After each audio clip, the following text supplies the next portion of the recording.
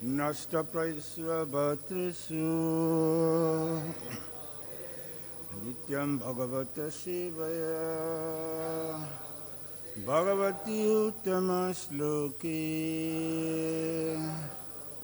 Bhakti Bhavati Naistiki Om Namo Bhagavati Vasudevaya Om Namo Bhagavate Vasudevaya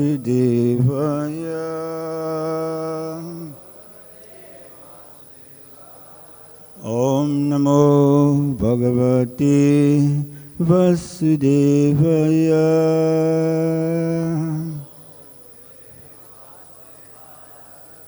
So we're reading from Srimad Bhagavatam, chapter 81. 10 Canto, chapter 81. The Lord blesses Sudama Brahman. Okay. This is the end of the chapter, verses 40 and 41. What is on the board? Is 40 or 41? 40, okay.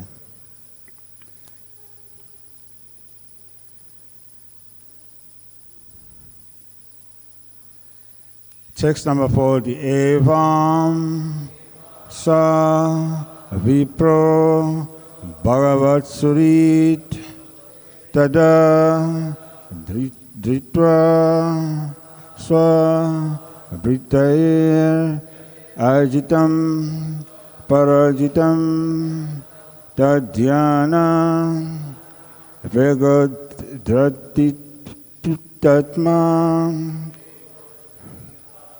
Bandhanas tadharma lebe chirata satam gatim evam savipro bhagavat suritada drisva svabrita achitam parijatam Tadhyana vego datitatma bandhana Tadbhana lebe chirata satam gati.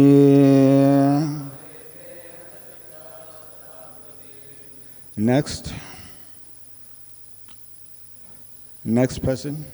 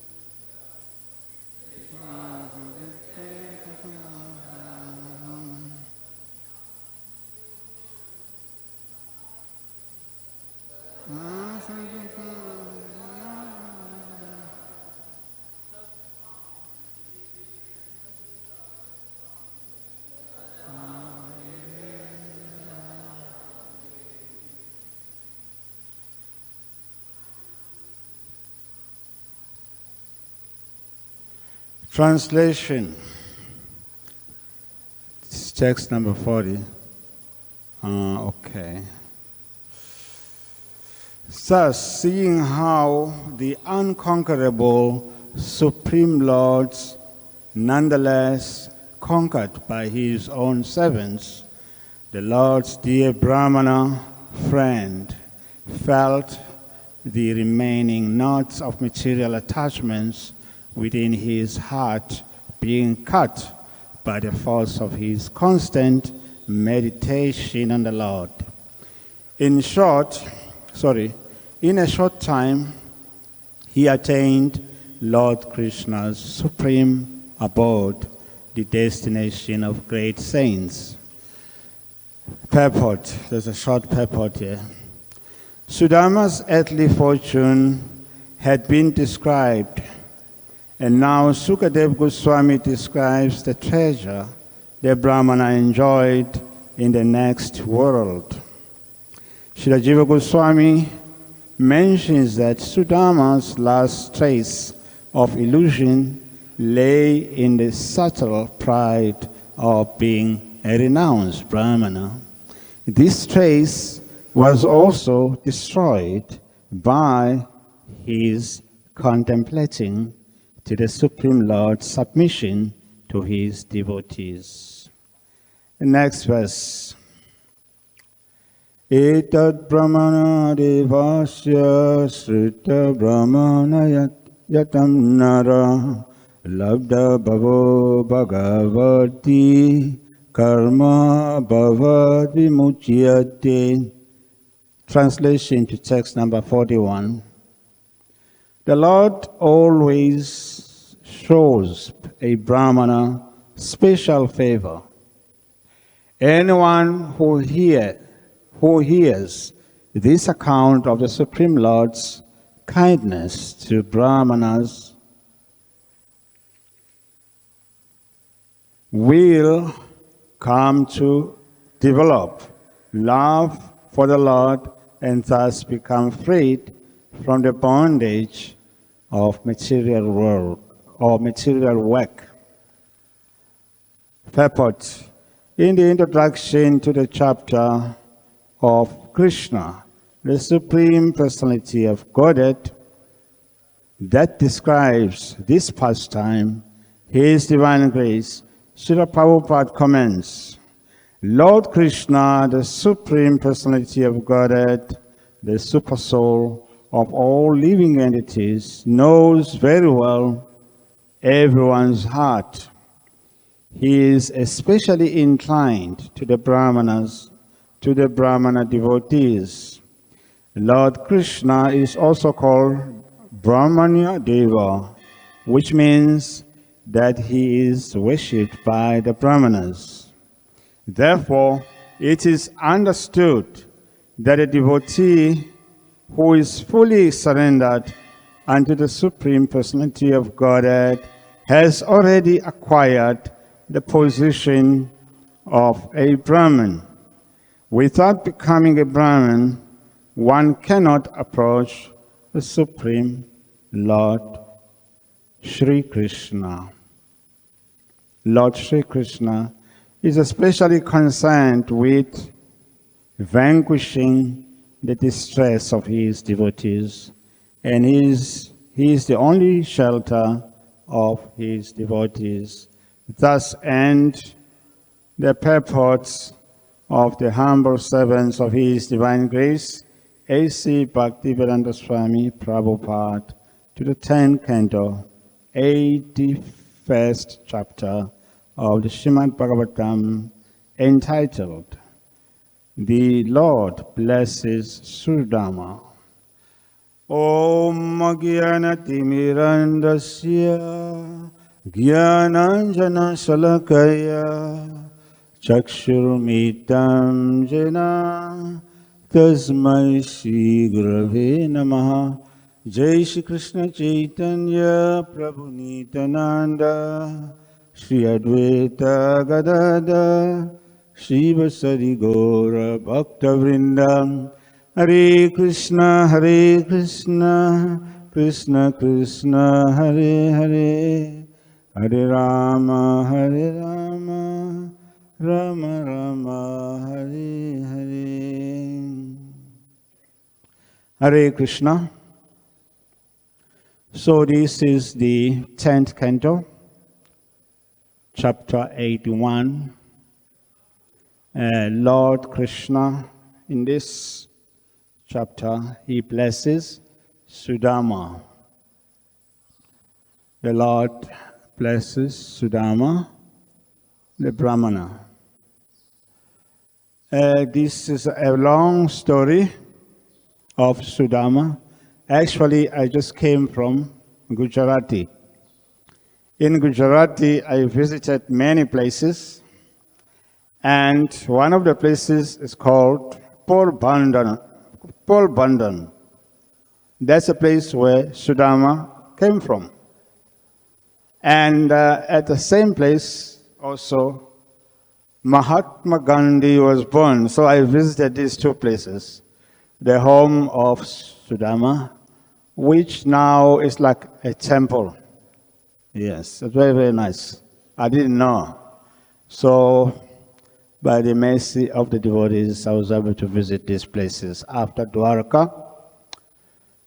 So, Porbandhan, that's a place where Sudama came from. So, when I was there, I was thinking, how long did it take for him to reach Dwarka? Because from Dwarka to Porbandhan took me by car more than 4 hours. It's very far. Anyway, yes. So coming back to the story of Sudama, he was initially at school with Lord Krishna in Ujjain. I've been to that school also, Ujjain. I visited Ujjain when, I think, 2013, 2012, long ago. So Sudama was a classmate of Lord Krishna in Ujjain. And then after graduation, they separated. They never met each other for many years. In the previous chapter, the Sudama began to take his journey to Dwarka. Why did Sudama decide to go to Dwarka? Because of his poverty-stricken condition. It says that him and his wife, they were so poverty-stricken that they didn't have anything.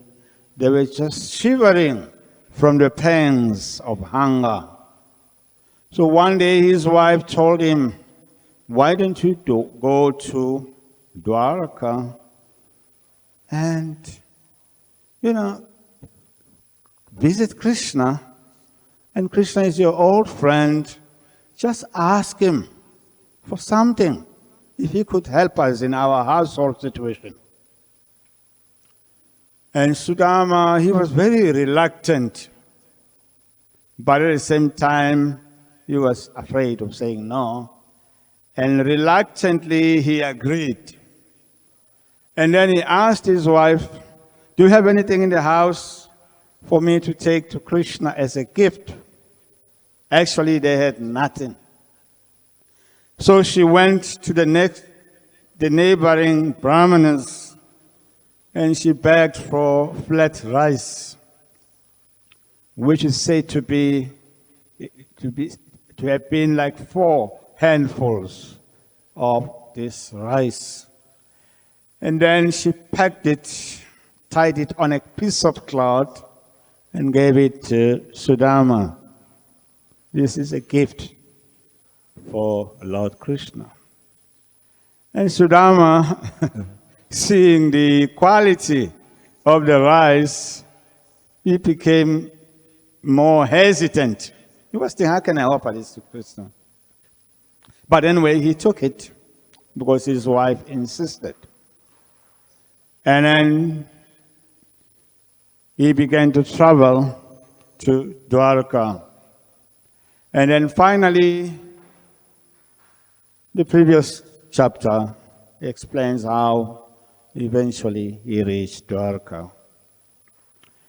And then upon reaching Dwarka, Krishna was in the palace of Rukmini Devi, just relaxing. And suddenly, he saw this Brahman approaching his residence, and he stood up. He could recognize him. This is Sudama, my old friend. And then he went out to meet him halfway, embraced him, and welcomed him, washed his feet, and pleased him with sweet words, offered him something to eat, and Sudama was given a very, very wonderful welcome and worshipped by Krishna, to the astonishment of all the residents of Dwarka, because they never saw Krishna worshipping someone. He is always the one that receives worship. And then Sudama, of course, in this chapter, in the beginning, Sukadeva Goswami explains how Lord Krishna, as Vasudeva, one who is all-pervading, situated in everyone's heart, understands every living entity's heart, what is in his or her heart. So Lord Krishna, being the one that understands everyone's heart, he understood that Sudama was given a gift for him by his wife, but he's hiding it out of feeling shy. And then in this chapter, from verses 1 to 10, Lord Krishna is kind of like pushing Sudama. Sudama, your wife gave you something for me, I know. Sudama is reluctant. And then eventually, Lord Krishna went closer and then just, pulled that, parcel of rice. And then after taking it from Sudama, he sat down and he started popping, the grains of this rice. And this is all happening in the presence of Rukmini Devi, who is watching all this drama. And then in verse number 11 of this chapter, Rukmini Devi begins to speak. She's saying, O soul of the universe, you have taken enough now of the offering from this Brahmana. Yes. Whatever you have eaten now is enough to give him abundance in wealth in this life and also in the next life. Now you please stop. So this is the point to note also in this lila. Just like in the Bhagavad-gita, chapter 1, verse number 14, the word that is used there by Sanjaya for Krishna is Madhava. He says, Madhava Pandava Straiva, that Madhava and Pandava, referring to Arjuna, seated on a great chariot. What did they do? They blew their transcendental conches. So now, Prabhupada, in his translation, he translates Madhava to mean the husband of the goddess of fortune. Madhava also can mean one who descends from the dynasty of Madhu king, who was one of the Yadava kings. It's Madhava. Madhu also means honey, or can mean the bee also. But in this particular context, where Sanjaya is addressing Krishna as Madhavi, it refers to Krishna as the husband of the goddess of fortune. So here in this chapter, Rukmini Devi, who is the goddess of fortune, is saying to Krishna, please stop. We have taken enough of this rice from this Brahman. Why? Because it's not Krishna who blesses, like this chapter says, Lord Krishna blesses Sudama Brahman. But actually, it's not Krishna who blesses Sudama. It's Rukmini Devi. So in the Bhagavad-gita, when Sanjaya says that Madhava, referring to Lord Krishna, he is indirectly telling Dhritarashtra that since Madhava, the husband of Madhavi, the goddess of fortune, is with Arjuna, certainly there will be victory, there will be morality, opulence, and extraordinary power. See the words, these are the words of Sanjaya to Dhritarashtra. So in a similar way here, we see that in this chapter, in text number 11, Rukmini Devi begin to say, no, actually we have taken enough. This will bestow upon him a great wealth in this life and in his next life. So after that, of course, Sudama, when he went home, you know the story, when he came to his residence, he could not find it. It's like you leave your shack here in Mumbai, go somewhere traveling. When you come back, where was my shack? In a place of a shack, there is a big palace. You get confused, isn't it? I left my small shack here. Now there's a palace. Maybe somebody came and took over my land and broke my small dwelling and built his own palace. And then he thought, let me check in. Let me see who is this person inside. To his surprise, the person inside was his wife. She has been transformed to be like Lakshmi. She had servants. And Sudama was like totally lost in amazement. So in that way, you know the story. So when we study Bhagavatam or Bhagavad-gita, according to the theory of learning, what we are learning fits into three categories. One is that we gain knowledge, theoretical knowledge. Number two, from that knowledge, we gain what is called skills. And number three, we gain what is called values.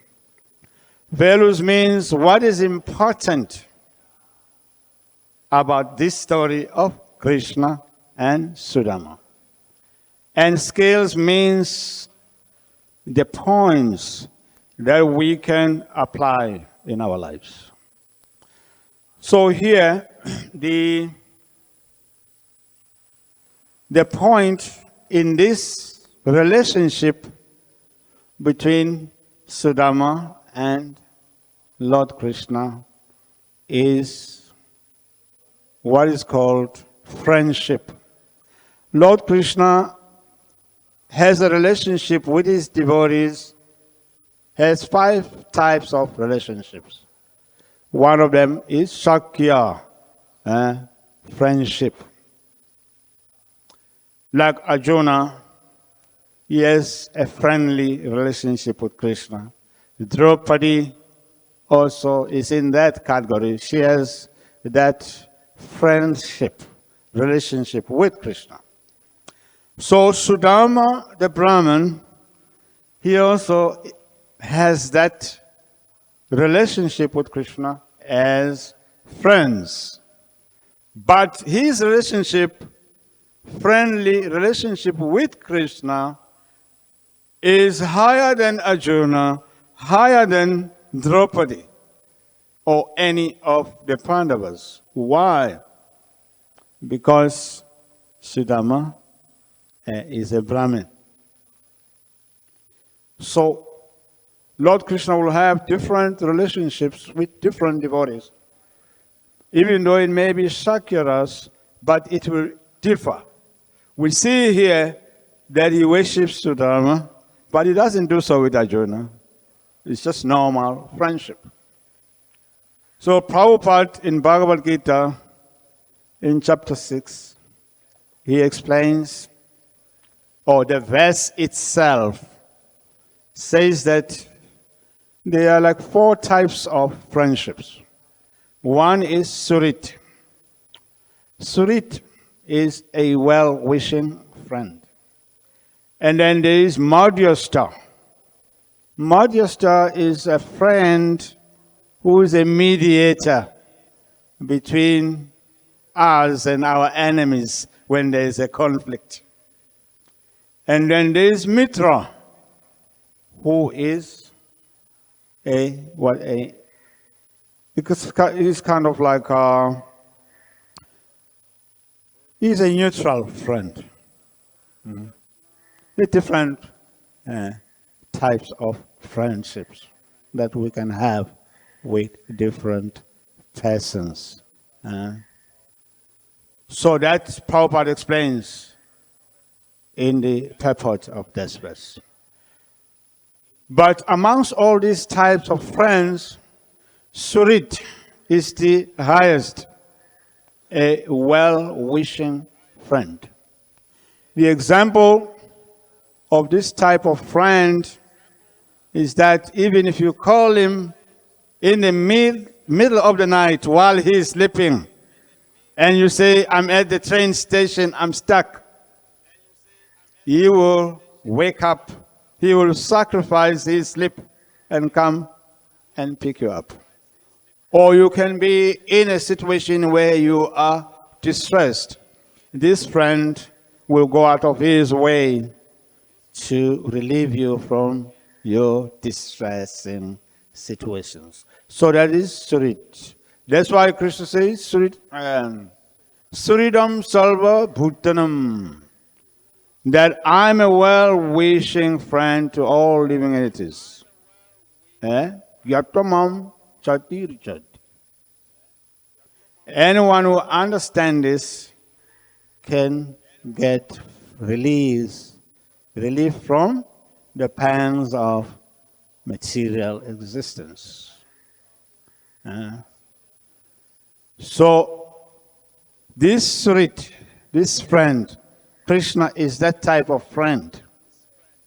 So we see here how he is relating to Sudama. This is very sweet relationship. So this relationship represents what is called Vatsalya Ras, amongst the rasas between Lord Krishna and his devotees. Just like example, in the Srimad Bhagavatam, 10th canto, chapter 25, it describes how Lord Krishna protected the residents of Vrindavan by lifting Govardhan hill. So chapter 25, 10th canto, chapter 13, the Rajabasis are calling upon Krishna when Indra began to pour heavy rain upon the land of Raj. It says that these torrents of rain were cold, frigid. I don't know whether here in India you have experienced rain like that. I used to go to Russia from Moscow to Omsk, Chelyabinsk, Mias, in Siberia. I've been to Siberia 3 times. So I know what cold means. So this rain was like Siberian rain, very cold. The cows began to shiver the Gopas and the Gopis, everyone began to shiver immediately, instantly. So in that miserable condition, in chapter 13 of the 25th chapter of the Bhagavatam, they began to call upon Krishna, Krishna, Krishna, Mahabhoga. O Krishna, most fortunate one. Tatrum Gokulam Prabhu, you are the master of Gokul. Kupitat Bhaktavatsalam, only you can protect the cows from the wrath of the King of Heaven. Of course, since you are Bhaktavatsala, the protector of your devotees, please protect us also. Very beautiful. So, Bhaktavatsala, Bhak means this part. No, am I right? Bhakta means devotees, yes? And Vat means, can mean a cow, but also it means this part, the chest. Yeah? I'm not a Hindi wala, but just from reading word to word, Prabhupada's verses, I get to know. So, Bhakta Vatsalam. So what does it mean? It means that Krishna brings his devotees closer towards him and gives them total protection. So when the residents of Raj were crying, "Oh Krishna, oh Gokulanath, Master of Gokul, you are Bhaktavatsala," Krishna came from nowhere. He just ran to Govardhan and lifted Govardhan and called everyone, "Please come, bring the cows." And then gave them total shelter. So that way, in this Leela here, he is expressing that mood of Bhaktavatsala like parents. Just like a mother, when the child is crying, will bring the child closer towards the child. Or here, when they feel that part of the body, they become, they feel totally protected. They feel safe. You see? So in a similar way, Krishna is Bhaktavatsala. He expresses this parental love for his devotees by bringing them closer and giving them total protection.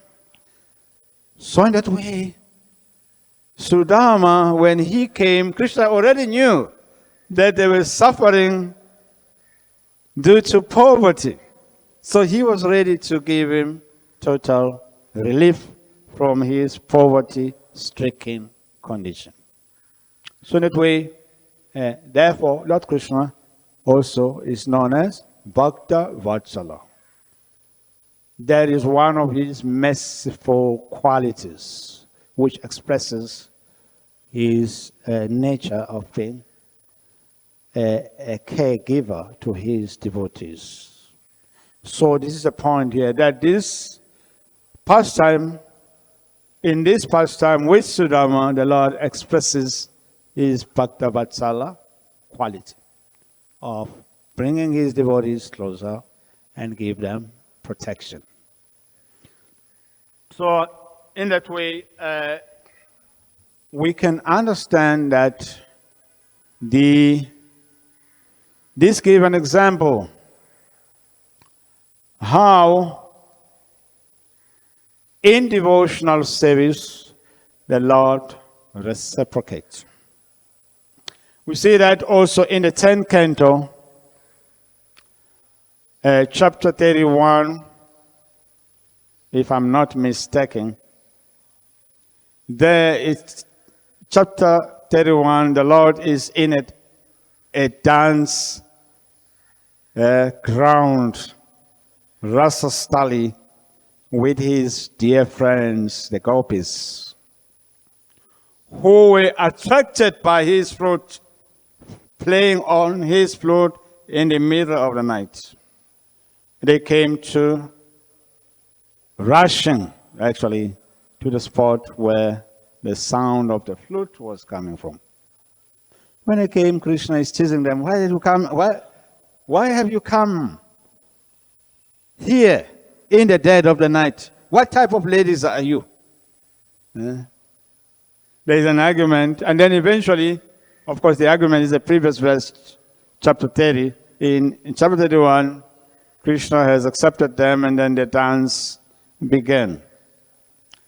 And Krishna multiplied himself in order to dance with every gopi that was there in that dancing arena.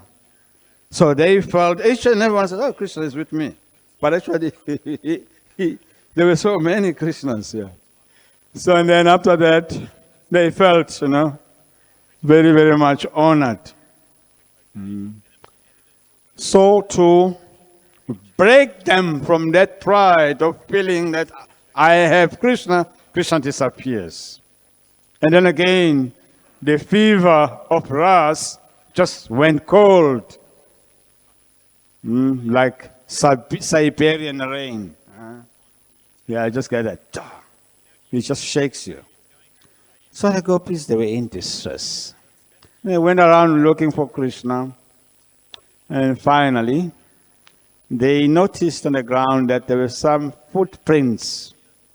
When they saw these footprints, the moon was so clear that they could see even the markings on the ground, like the barley corn seed, the gada.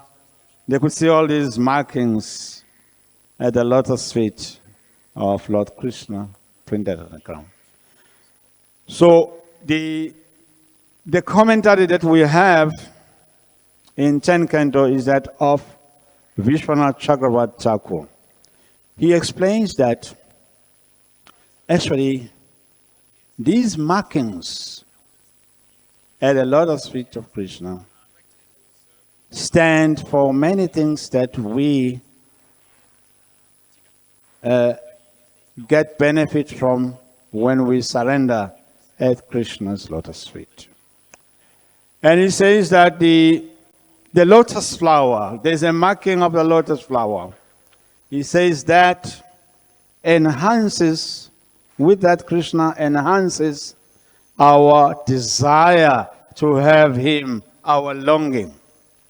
And then the marking of the barley seed represents the opulences that we get to enjoy in devotional service.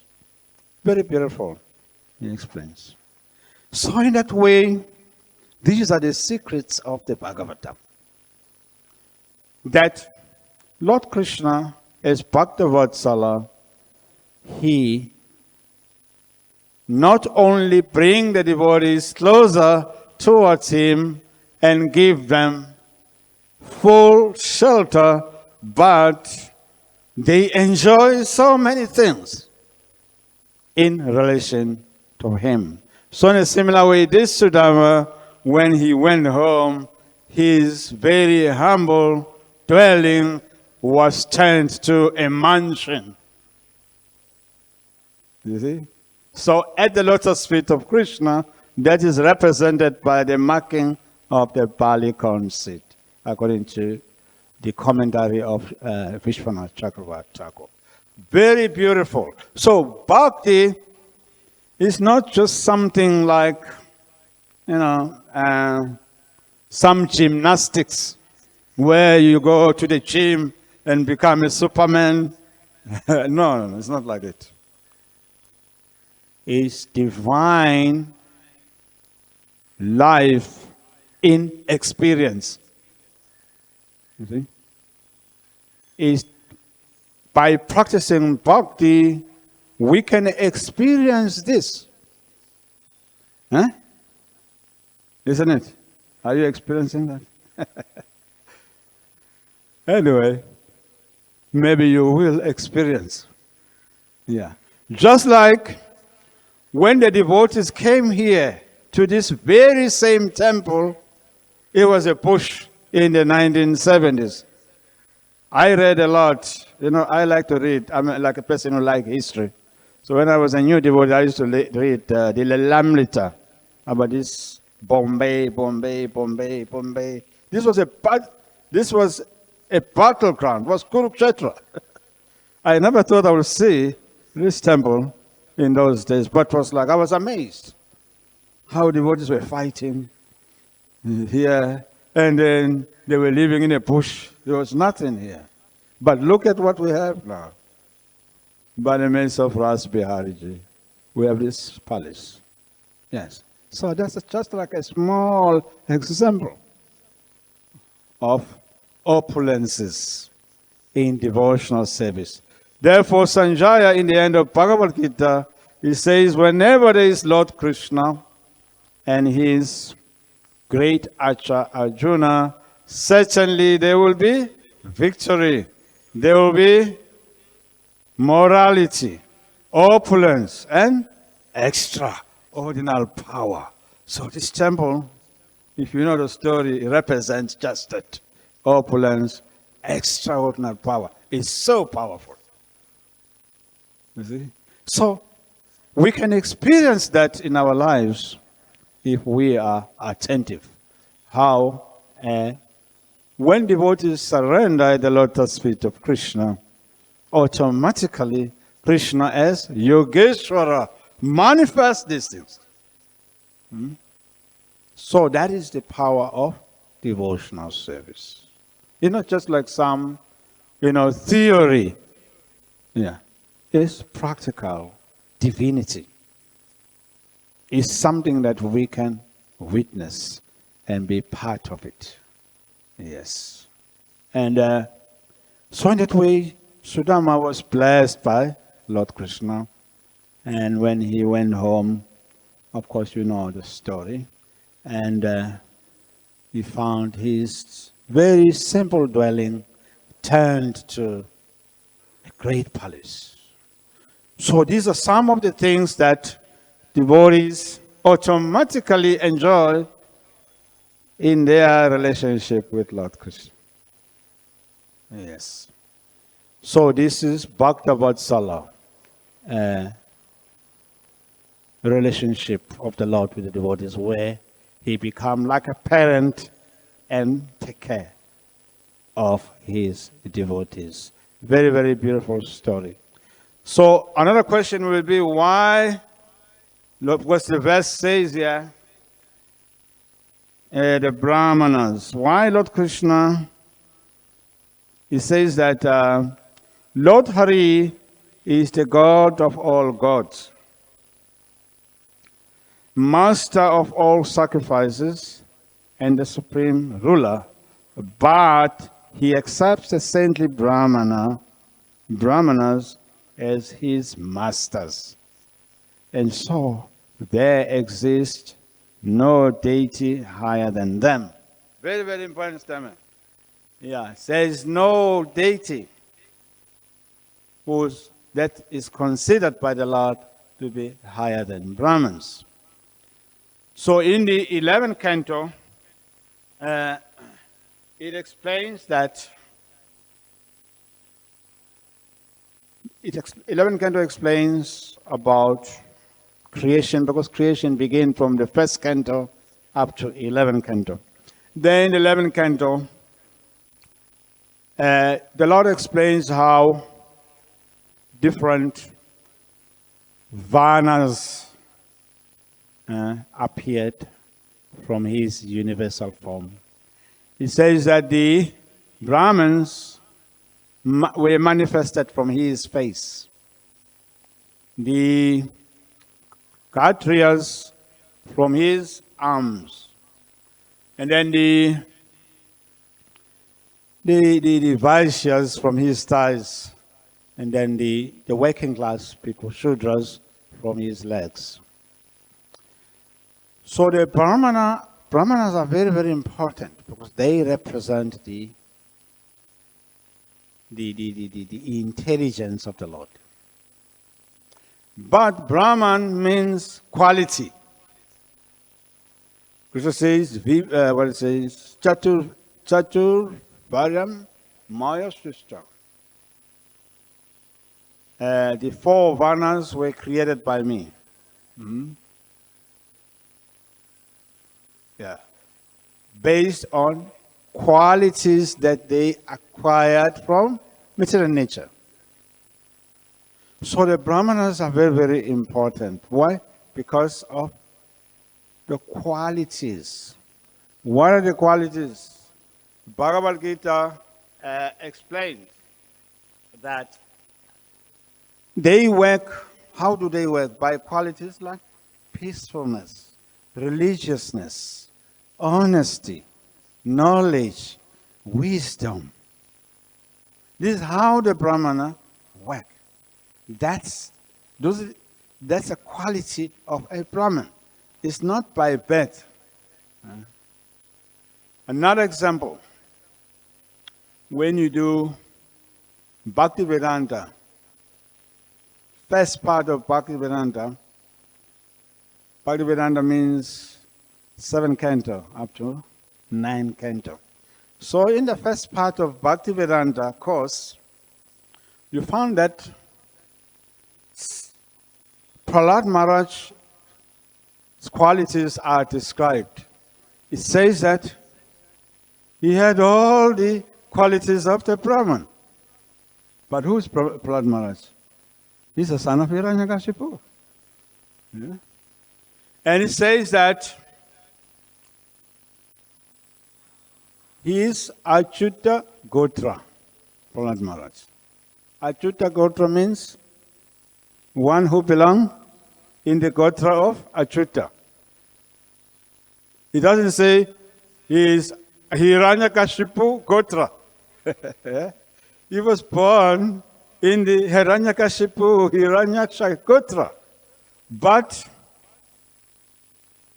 it says that he is Achyuta Gotra. Why? Because of his qualities.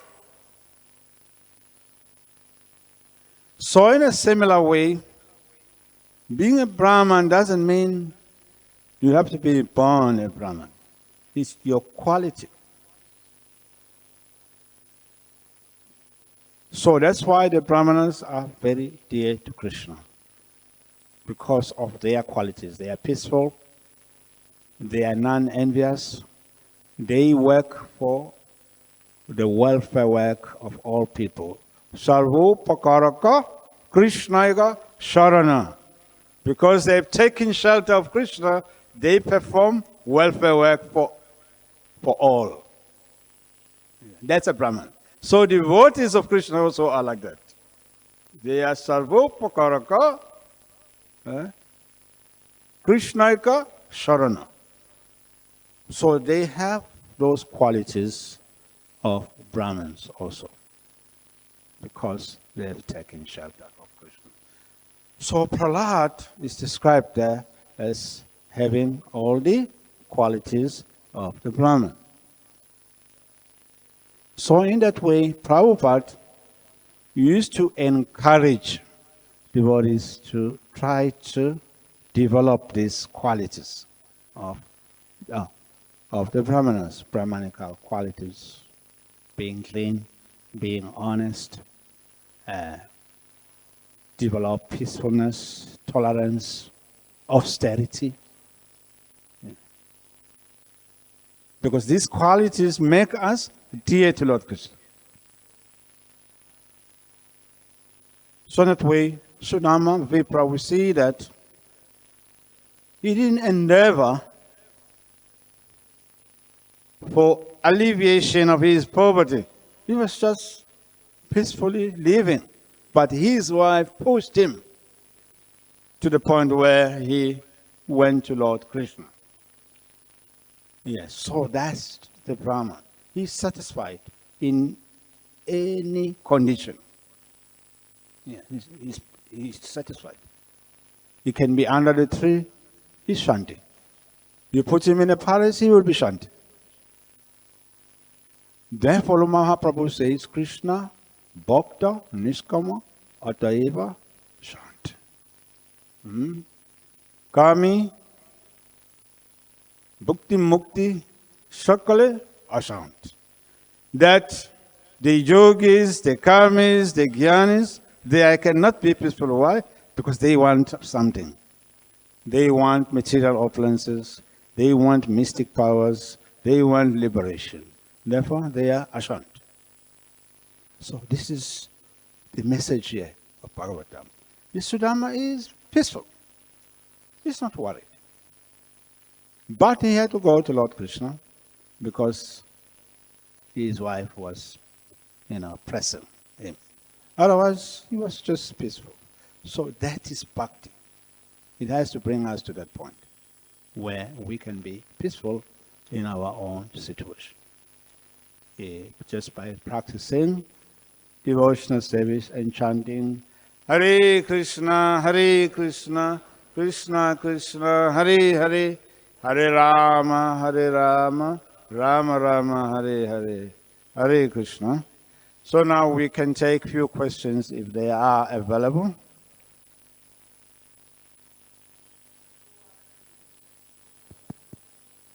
Anybody? Hare Krishna. Nowadays, people are asking why Krishna is not protecting Bangladeshi devotees. What we should answer we give.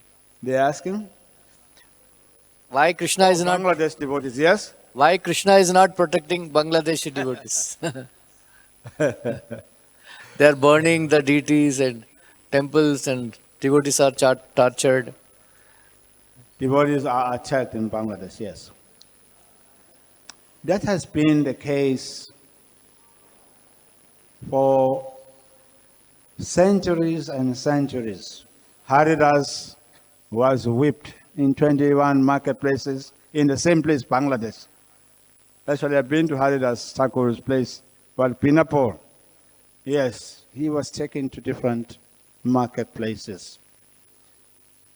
The question is why Krishna is not protecting.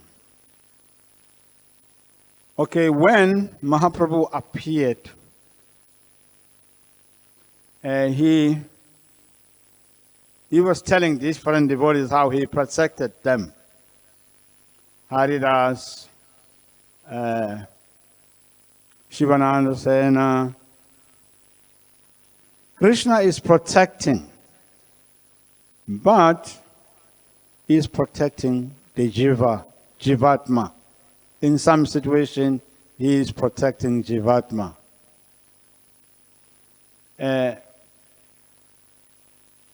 It's very difficult for us to understand. Something may happen, right? Which is very sad. But there is a higher plan behind everything that is happening. When you are chosen by the Lord,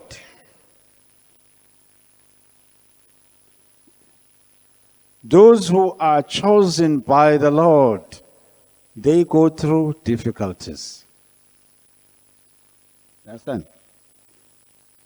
Anybody who is special is not a carpet walking devotee. He does not walk on red carpet. The Lord does not put red carpet for him. You can study any saint in the past. They were persecuted, isn't it? You can study the saints of Christianity or any denomination. Those who were chosen by God to act on his behalf, they were persecuted. You look at Haridas Thakur, Sanatana Goswami was put in jail. Many devotees were persecuted. Yes. Those who are chosen by the Lord, they get persecuted. But that persecution is part of the Lord's plan. Now the question is how it is part of the Lord's plan. You see, the Lord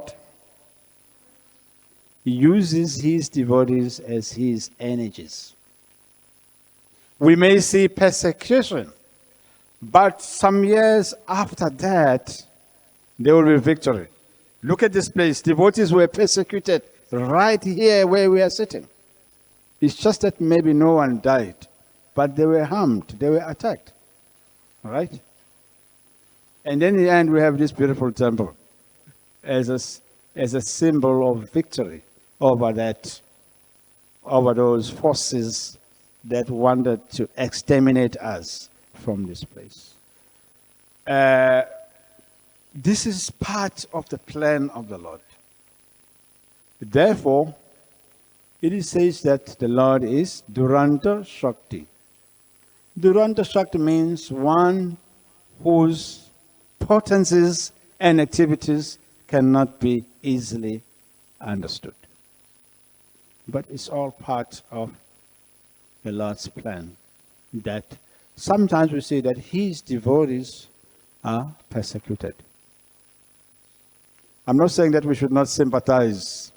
We are sympathizing. I've been to Bangladesh myself. The last time I was there, we were on a safari from Mayapur. We had police with machine guns accompanying us wherever we went. That place is very unsafe. Yes, even where we slept, they were guiding us. So it's just a situation, but eventually, just like Kurukshetra, Krishna will become victorious in Bangladesh. That's how we should see the situation. That we may not understand what plan. I cannot explain what plan Krishna has.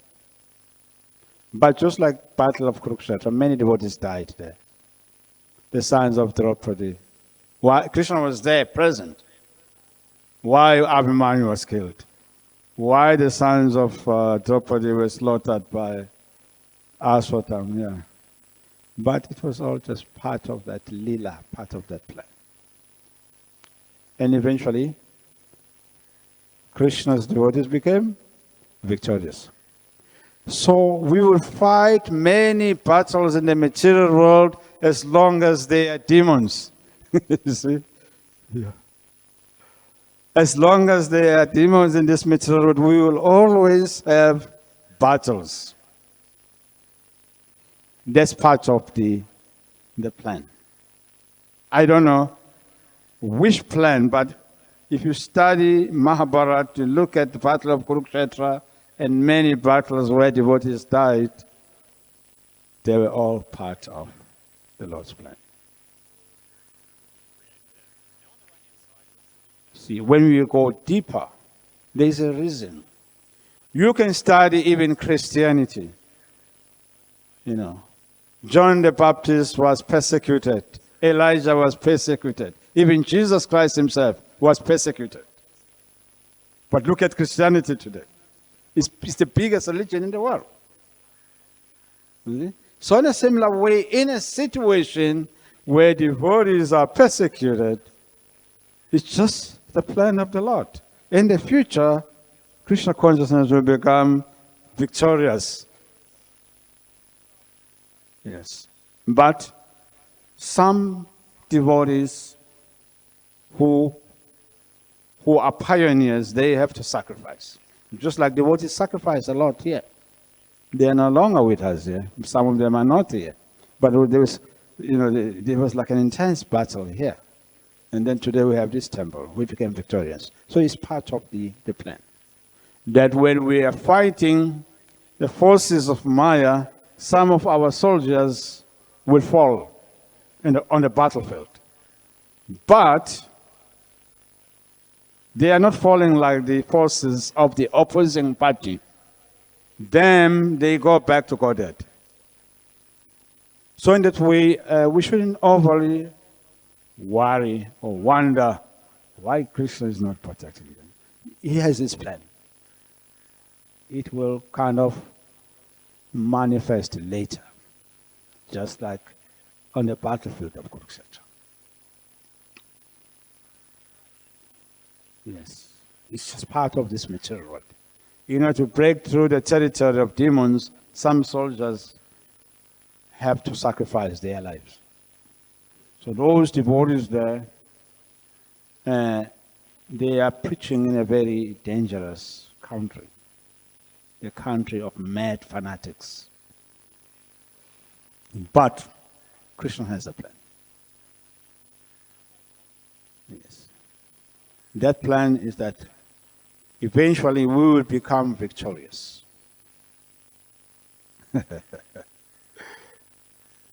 Whenever there is Krishna, there will surely be victory. There will be immorality, opulence, and extraordinary power. That's a statement of Sandhya in the end of Bhagavad-gita. So even then, Bangladesh, in the end, there will be victory. We fought many battles before. In England, we used to fight some demons who wanted to close us there at Bhaktivedanta Manor for years and years. And Bhaktivedanta Manor is still standing. We fought many battles here. SriSriRadhaRasbihari is still here when we are here. So this is how we should see our situation, that there will be always opposition from demoniac forces. But in the end, by Krishna's grace, we will become victorious. Okay, thank you very much. Hare Krishna. Srila Prabhupada Ki.